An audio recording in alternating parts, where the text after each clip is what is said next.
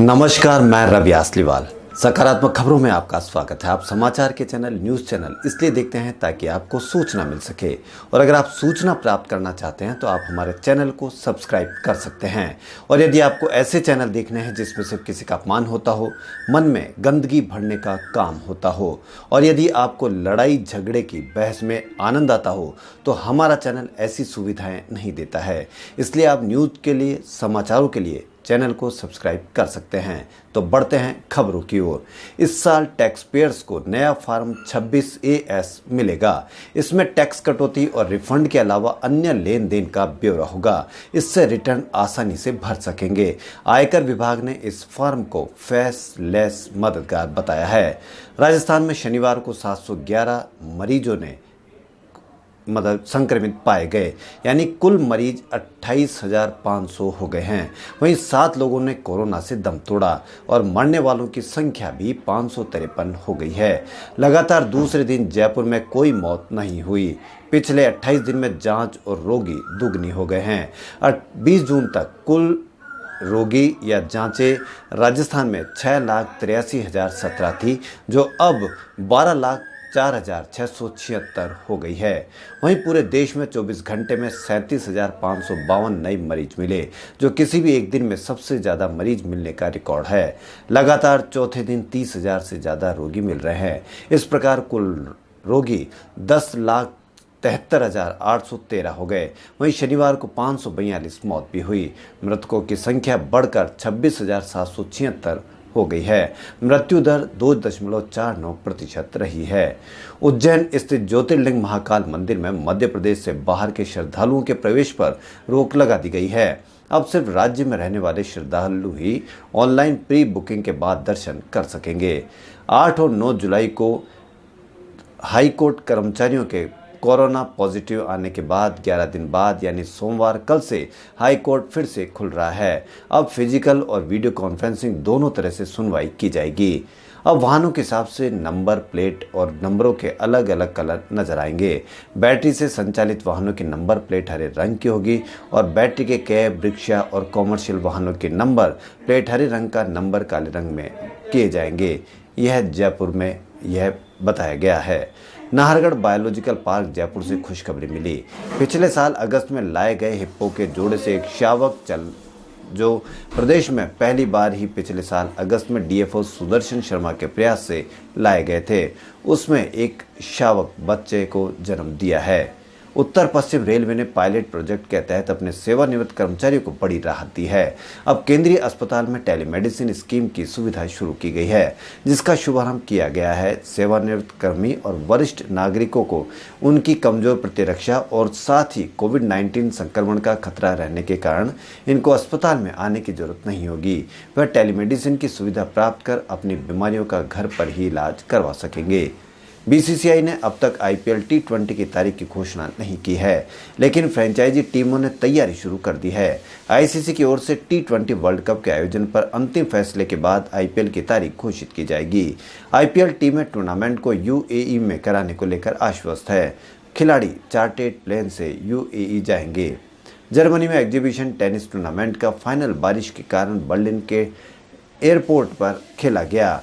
Airport के hanger 6 पर खेले गए ग्रास कोर्ट टूर्नामेंट के फाइनल में यूक्रेन की एलिना स्वितोलिना ने 2 बार के विंबलडन चैंपियन पेत्रा क्वितोवा को हराकर खिताब जीता। यह इस टूर्नामेंट का पहला मुकाबला था। कोरोना के इलाज में रेमडेसिविर इंजेक्शन का उपयोग किया जाने लगा है, लेकिन हमारे देश के व्यापारियों की मानसिकता है और इतनी ज़बरदस्त कि क्या कह सकते हैं उनके लिए, उसके लिए कोई शब्द नहीं है। 4 से 5,000 रुपये में मिलने वाले इंजेक्शन को 35,000 से लेकर 45,000 में बेचा जा रहा है, यानी करीब 900% महंगा। लेकिन हमारे सभी मीडिया हाउसेज में इसकी कोई चर्चा नहीं है। हमारे यहाँ चर्चा और दूसरे विषयों पर की जाती है, जिसकी आपकी समस्याओं से कोई लेना देना नहीं है। यह हमारे समाज का नया चेहरा है कि समस्याओं को ख़त्म करो और बहस और चर्चाओं को उस दिशा में लेकर जाओ जहाँ से आदमी सिर्फ और सिर्फ झूलता रहे, समस्याओं को भूलता रहे। कोरोना संक्रमण को छोड़कर नगर निगम का फोकस अब मलेरिया और डेंगू बीमारी पर हो गया है। शहर में बारिश का दौर शुरू हो चुके हैं। अब नगर निगम जयपुर प्रशासन द्वारा शहर में फॉगिंग पर जोर दिया जाएगा। दिल्ली एनसीआर में रविवार सुबह से ही तेज बारिश हो रही है। बारिश के चलते दिल्ली एनसीआर के तापमान में भी गिरावट देखी गई। इसी बीच मौसम विभाग द्वारा दिल्ली और एनसीआर में अगले 3 दिनों तक भारी बारिश होने की अलर्ट जारी किया गया है। वहीं सुबह से ही हो रही तेज बारिश के चलते दिल्ली के कई इलाकों में पानी भर गया। ऐसे में कई इलाकों में पानी निकाले जाने का भी काम किया जा रहा है। Export promotion council for handicraft और Indian handicraft and gift mega virtual fair में राजस्थानी डिजाइनर रूमा देवी ने ग्रामीण महिलाओं के कलेक्शन को पहली बार डिजिटल स्वरूप में फैशन शो के रैंप पर प्रदर्शित किया।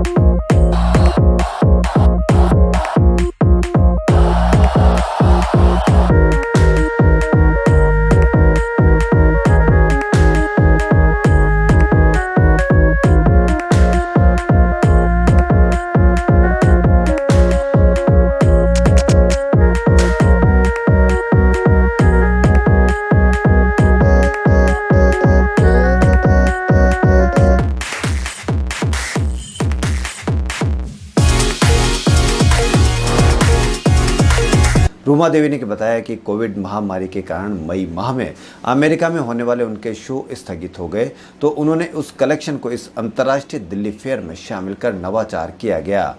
उन्होंने बताया कि राजस्थान के गांवों में बेहद खूबसूरत एप्लिक और पेच वर्क बनाया जाता है।